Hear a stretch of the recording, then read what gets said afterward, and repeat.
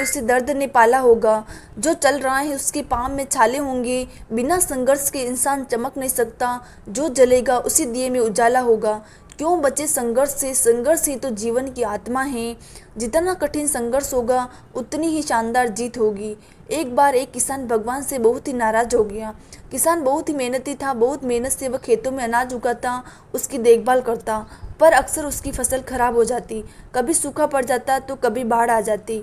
कोई न कोई कारण बन ही जाता कि उसकी फसल खराब हो जाती।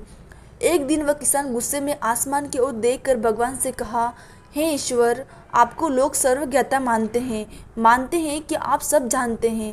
कहते हैं कि आपकी इच्छा के बिना एक भी पत्ता नहीं हिलता, पर मुझे तो लगता है कि आप छोटी से छोटी बात भी नहीं जानते। आपको तो ये भी नहीं पता कि खेती बाड़ी कैसे करते हैं। अगर आप जानते होते तो हर समय जो बाढ़, आंधी और तूफान आते हैं वो कभी नहीं आते। आप नहीं जानते कि कितना नुकसान उठाना पड़ता है हम किसानों को। यदि आप मेरे हाथ में ये शक्ति दे दे कि जैसा मैं चाहूँ वैसा मौसम कर दूँ, फिर आप देखना मैं अन्न के भंडार लगा दूंगा। भगवान इस किसान के तीखे वाक्य सुनकर मुस्कुरा रहे थे और वह किसान के सामने प्रकट होकर बोले, मैं आज से तुझे यह शक्ति देता हूँ कि तुम अपने खेतों पर तुम्हारी जैसी इच्छा होगी तुम वैसा मौसम कर दोगे। मैं बिल्कुल भी दखल नहीं दूंगा। तुम्हारी इच्छा से सब कुछ होगा। किसान बहुत ही खुश हो गया। किसान ने गेहूं की फसल अपने खेतों में बोई। जब उसे लगा कि खेतों को धूप चाहिए तो खेतों को धूप मिले। जब पानी बरसना चाहिए तभी पानी बरसा। आंधी, तूफान, बाढ़ कुछ भी उसने अपने खेतों पर आने नहीं दिया। किसान के खेत में इस वर्ष ऐसी फसल हुई जैसे कभी नहीं हुई थी। हरी भरी लहलहाती फसल। मन ही मन बहुत खुश हो गया और सोचने लगा, अब सबूत के साथ दिखाऊंगा भगवान को कि इसे कहते हैं शक्ति का सही उपयोग। मेरी सफलता देखकर उन्हें अपने नियम जरूर बदलने पड़ेंगे। कुछ दिन गुजरे, फसल कटने को तैयार हो गए। किसान बहुत ही उत्सुकता के साथ फसल को काटने लगा, पर जैसे ही उसकी नज़र गेहूं की बालियों पर गई तो उसने अपना सिर पीट लिया और रोने चिल्लाने लगा। गेहूं की एक भी बाली के अंदर गेहूं का दाना नहीं था।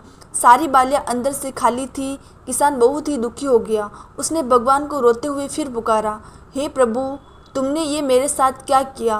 क्या तुमने मुझे कोई सजा दी? भगवान बोले, पुत्र, ये तो होना ही था। तुमने पौधों को संघर्ष करने का मौका ही कहाँ दिया। ना तो तुमने उन्हें आंधियों से जूझने दिया, ना तेज बारिश से सहने दिया और ना ही धूप में तपने दिया।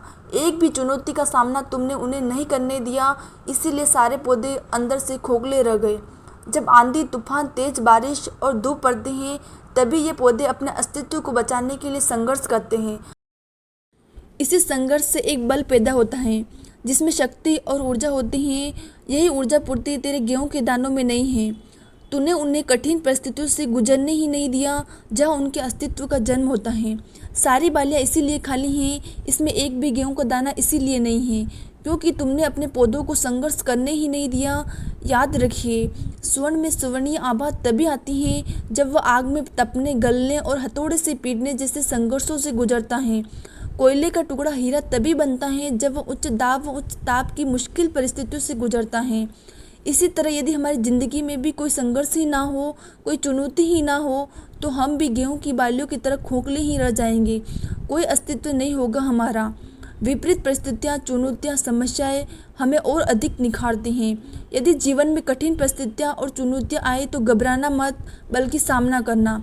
विश्वास करना कि आप और अधिक निखर जाओगे और अधिक मजबूत बन जाओगे। किसी ने कितना सही कहा है कि ज़िंदगी जीना आसान नहीं होता, बिना संघर्ष कोई महान नहीं होता।